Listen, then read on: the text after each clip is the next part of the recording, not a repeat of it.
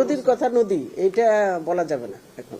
আপনাদের বিকল্প কোনো পরিকল্পনা আছে কিনা যদি না বিকল্প আমি তো বললাম অনলাইনে আছে, কিন্তু সেটা আমরা পরে দেখবো। এখন তো সবাই সব গ্রামগঞ্জে তো স্কুল আছে, তারা তো অনলাইনে অভ্যস্ত না। অতএব সবকিছু চিন্তা করে আমাদের কাজ করতে হবে। সিদ্ধান্ত কি শনিবার, কালকেও হইতে পারে সিদ্ধান্ত, বা পরশুদিনও হইতে পারে, এটা কোনো ব্যাপার না। মানে সিদ্ধান্ত যে একেবারে একটা টাইমে ওইটা না, কিন্তু ফ্লেক্সিবল, সবকিছু ফ্লেক্সিবল। ঠিক আছে, আপনাদের ধন্যবাদ।